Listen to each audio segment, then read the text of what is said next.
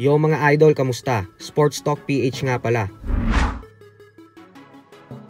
Ang banat ni Casimero, pag-usapan natin yan mga idol. Ngunit bago ang lahat ay huwag kakalimutang mag-subscribe at i-click ang notification bell button for more sports talk.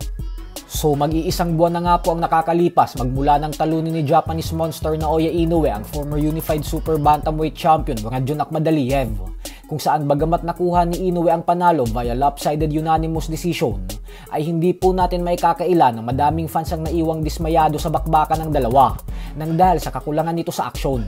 Dahilan kung bakit nasapawan at natabunan talaga ito ng husto ng mega showdown ni Terence Crawford at Canelo Alvarez na siyang ginanap sa parehong araw.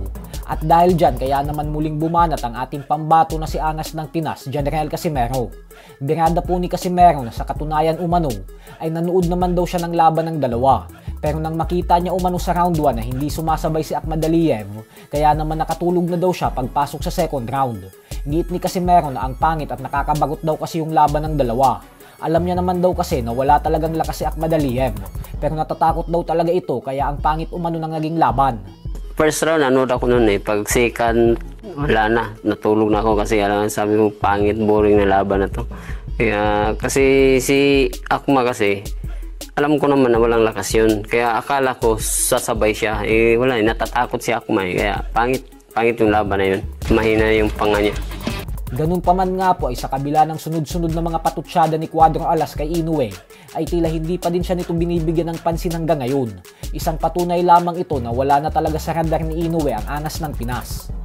Sa kabilang banda naman mga idol ay ngayong buwan na nga po magaganap ang bigating world title fight sa pagitan ng current WBC Junior Middleweight Champion Sebastian Fundora at ng former Unified WBC and WBA Welterweight Champion Keith One-Time Thurman, kung saan ito ang magsisilbing kauna-unahang world title fight ni Thurman magmula nang matalo siya sa kamay ng ating pambansang kamao Manny Pacquiao mahigit 6 na taon na ang nakakalipas. Pero mukhang gusto po talagang siguraduhin ni Fundora na hindi na magiging kampiyon pa ulit si Thurman kailanman.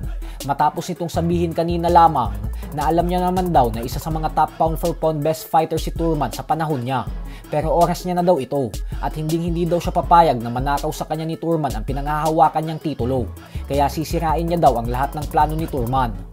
Bukod dyan ay umaapaw talaga ang kumpiyansa ngayon ni Fundora sa kanyang sarili matapos nitong sabihin na naniniwala daw siya sa kanyang abilidad at kakayahan na maging bagong muka ng boxing. So hanggang dito na lang po muna tayo mga idol. Sports Talk PH, kakaiba ang laban ng mga Pinoy, lakas at dedikasyon ng aros ng tinuon, kamaong nagbabaga ang sayo ay babaon. Mga Pinoy na ating pambato ay ipapakita ni Martin